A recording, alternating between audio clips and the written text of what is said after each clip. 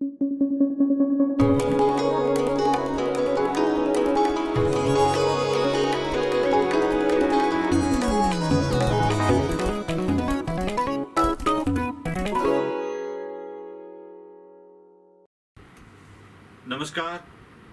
आपण वेगवेगळ्या जिल्ह्यातल्या स्थितीचा आढावा नेहमीच घेत असतो.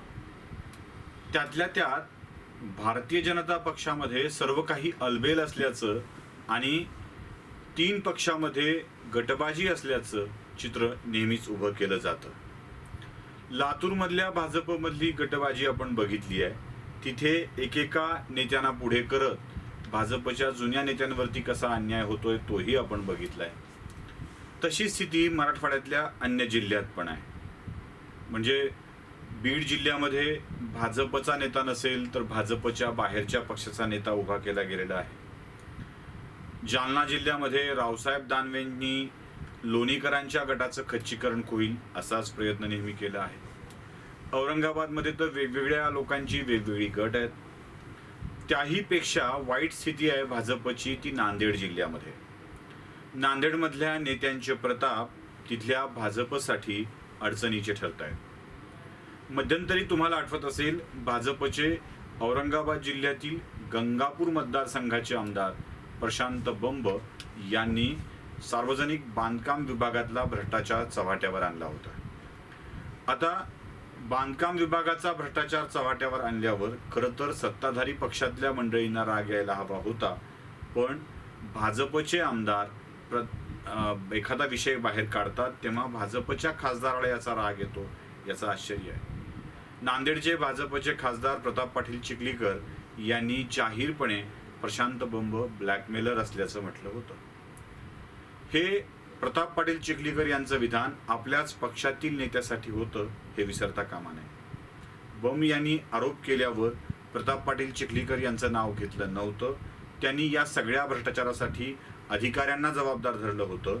असं असतानाही प्रताप पाटील चिखलीकर का चिडले हा एक मोठा प्रश्न आहे. या सगळ्या कामात त्यांचा सहभाग आहे का, त्यांचे हितसंबंध आहेत का, याचीही चर्चा होते आहे आणि त्याची चौकशी देखील चालू आहे.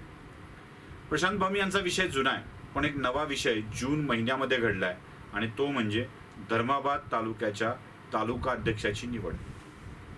प्रताप पाटील चिखलीकर यांनी आपल्या जवळचा माणूस धर्माबाद तालुका अध्यक्षपदी नियुक्त केला आणि धर्माबादच्या भाजपमध्ये एकच गोंधळ माजला.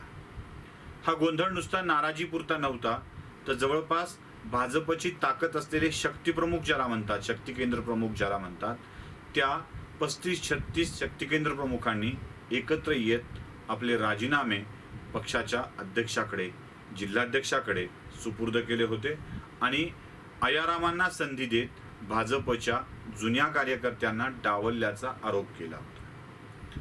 हे राजीनामा प्रकरण चांगलंच गाजलं होतं. अजूनही त्यावर कोणताही निर्णय पक्षानं घेतलेला नाही आहे. आणखी एक घटना आहे. संपूर्ण देशभरामध्ये नितीन गडकरी यांची प्रतिमा मिस्टर क्लीन अशी आहे. एक उत्तम रस्ते करणारा मंत्री, रस्त्यांचं जाळं उभं करणारे मंत्री, अशी गडकरींची प्रतिमा आहे. पण नांदेड जिल्ह्यात मात्र नितीन गडकरींची ही प्रतिमा नीट राहत नाही आहे. उदगीर बोधन, देगलूर उदगीर बोधन हा जो रस्ता आहे, महामार्ग, राष्ट्रीय महामार्ग, या कामाची चौकशी करण्यात यावी अशी मागणी होती आहे आणि हे काम नीट होत नाही आहे अशी तक्रार देखील अनेकांनी केली आहे. विरोधी पक्षाच्या सोबतच सत्ताधारी पक्षाचं म्हणणं देखील असंच आहे. एकूणच कारभार बघता नांदेडची भाजप ही प्रताप पाटील चिखलीकरांच्या हातात गेली आहे आणि त्यामुळं भाजपच्या निष्ठावंत कार्यकर्त्यांवर अन्याय होतोय, त्यांना पक्षापासून दूर ठेवलं जात आहे अशी एक मागणी, असं एक म्हणणं कार्यकर्त्यांच्या मधून पुढे येताना दिसतंय. नांदेडची भाजप आता प्रायव्हेट लिमिटेड झाली आहे. ती चिखलीकरांच्या पुरती मर्यादित राहिली आहे आणि अन्य नेत्यांना मात्र कोणतीच संधी नाही असंही बोललं जात आहे. चिखलीकर येण्याच्या अगोदर काही वर्ष, म्हणजे 5 वर्षापूर्वी, 6 वर्षापूर्वी खरं तर अजून काही नेते भाजपमध्ये आले होते. त्यांचं भाजपमधलं आताचं स्थान काय याबाबतही विचार झाला पाहिजे. सूर्यकांता पाटलांनी आपली राजकीय निवृत्ती घोषित केली आहे. त्या पाठोपाठ आणखी काही नेते जे भाजपमध्ये आले होते, ज्यांनी भोकर विधानसभा मतदारसंघात चक्क अशोक चव्हाणांशी टक्कर दिली, अशा किनाळकरांचं काय झालंय, त्यांचं भाजपतलं स्थान काय, हा देखील एक मोठा प्रश्न आहे. प्रताप पाटील चिखलीकर आपल्या मर्जीप्रमाणे भाजप चालवत आहेत. त्यांच्याच कार्यकर्त्यांना ते महत्त्वाचं स्थान देत आहेत आणि भाजपच्या जुन्या कार्यकर्त्यांना अजिबात विचारत नाहीत. खरं तर नांदेडमधल्या भाजपमध्ये पूर्वी फारसं बळ नव्हतं. एखादा आमदाराचा अपवाद वगळता भाजप फारशी शक्तिशाली नव्हती. पण यावेळेला राजेश पवार आणि तुषार राठोड अशी 2 आमदार विधानसभेमध्ये भाजपला नांदेड जिल्ह्यामध्ये मिळालेली आहेत. त्याचसोबत भाजपनं अधिकचं बळ द्यायचं म्हणून राम पाटील रातोळीकरांना विधान परिषदेवर घेतलेलं आहे. आता 3 आमदार असताना सुद्धा या 3ही आमदारांना भाजपच्या प्रक्रियेमध्ये फारसं विचारात घेतलं जात नाही असं त्यांच्या कार्यकर्त्यांचं म्हणणं आहे. आणि प्रत्यक्ष बोलण्याची हिंमत हे 3ही आमदार दाखवत नसले तरी खाजगीत मात्र ही वस्तुस्थिती असल्याचं मान्य करतात. प्रताप पाटील चिखलीकरांना राज्यात नेमका आधार कोणाचा आहे, ते कुणाच्या बळावर नांदेडची भाजपा संपूर्णतः आपल्या ताब्यात घेऊ इच्छित आहेत हे कळणं देखील आवश्यक आहे. मनपाच्या निवडणुकीमध्ये खरं तर खूप मोठा पराभव प्रताप पाटील चिखलीकरांच्या नेतृत्वामध्ये स्वीकारावा लागलेला होता. सर्वेसर्वा चिखलीकर होते आणि चिखलीकरांच्या ताब्यामध्ये ही निवडणूक मिळालेली होती. भाजपला 2 अंकी नगरसेवकांची संख्या देखील जी मागच्या वेळेस होती ती गाठणं अशक्य झालं होतं.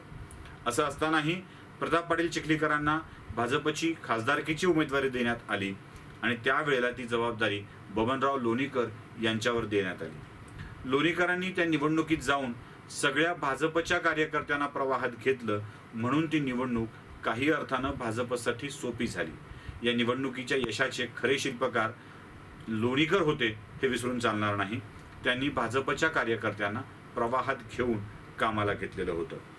पण त्यानंतर जशी निवडणूक संपली आणि प्रताप पाटील चिखलीकर भाजपच्या सुदैवानं विजयी झाले, ते जायंट किलर ठरले, त्यांनी अशोक चव्हाणांचा पराभव केला आणि त्यानंतर मात्र भाजपच्या एक कार्यकर्त्यांना मागं टाकायला सुरुवात झाली. पक्षाचे पदाधिकारी नियुक्त करताना चिखलीकरांचा शब्द अंतिम मानला जाऊ लागला. पक्षामध्ये कुठल्या नियुक्त्या देताना चिखलीकर म्हणतील त्यालाच प्राधान्य दिलं जाऊ लागलं.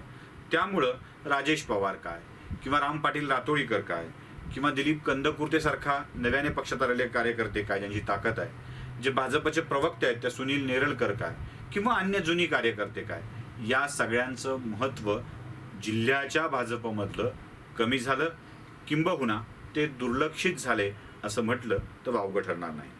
या सगळ्यांना दूर लोटून प्रताप पाटील चिखलीकर एक स्वतःचं संघटन उभं करू पाहत आहेत, जे तिथली भाजप ही प्रताप पाटील चिखलीकरांची भाजप असेल अशी स्थिती आहे. आणि त्याचमुळं धर्माबादमध्ये भाजपच्या निष्ठावान कार्यकर्त्यांचा स्फोट झाला हे विसरून चालणार नाही. चिखलीकर भाजपत आले त्याआधी त्यांची स्थिती काय होती हे देखील समजून घेतलं पाहिजे. मूळचे चिखलीकर हे काँग्रेसचे विलासराव देशमुखांचे कट्टर समर्थक. त्यानंतर चिखलीकर हे अपक्ष झाले. अपक्षांच्या नंतर त्यांनी आणखी एक पक्ष जो मुंबईतला होता तो नांदेडमध्ये आणला. पुढे तो पक्ष सोडून दिला, ते शिवसेनेत गेले. शिवसेना सोडून दिली, ते भाजपत आले.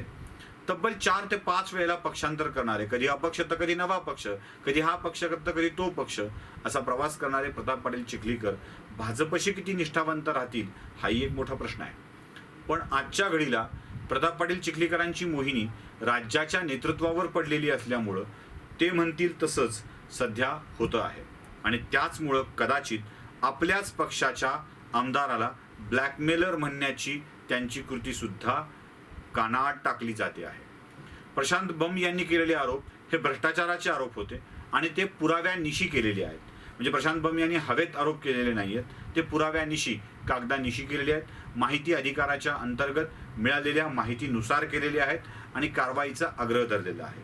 असं असतानाही प्रशांत बंब यांना ब्लॅकमेलर सिद्ध करून प्रताप पाटील चिखलीकर आपल्याच पक्षाच्या आमदारासोबत आणि आपल्याच पक्षाच्या धोरणासोबत द्रोह करतायत. आता भाजपचे निष्ठावंत असलेले कार्यकर्ते प्रताप पाटील चिखलीकर यांच्यावर नाराज होत आहेत. प्रायव्हेट लिमिटेड पार्टी असं भाजपचं स्वरूप झालं असं त्यांचं म्हणणं आहे. आणि मराठवाड्यातल्या बऱ्याच जिल्ह्यामध्ये अशी तक्रार कार्यकर्त्यांची दिसती आहे. जो महाराष्ट्राच्या नेत्याच्या जवळचा तोच भाजपचा, अन्यथा भाजपद्रोही असा एक नवा समज रूढ केला जातो आहे. या विषयात बोलणं म्हणजे भाजपला विरोध करणं, नेत्याला विरोध करणं म्हणजे पक्षाला विरोध, अशा स्वरूपाची भूमिका दिसते आहे.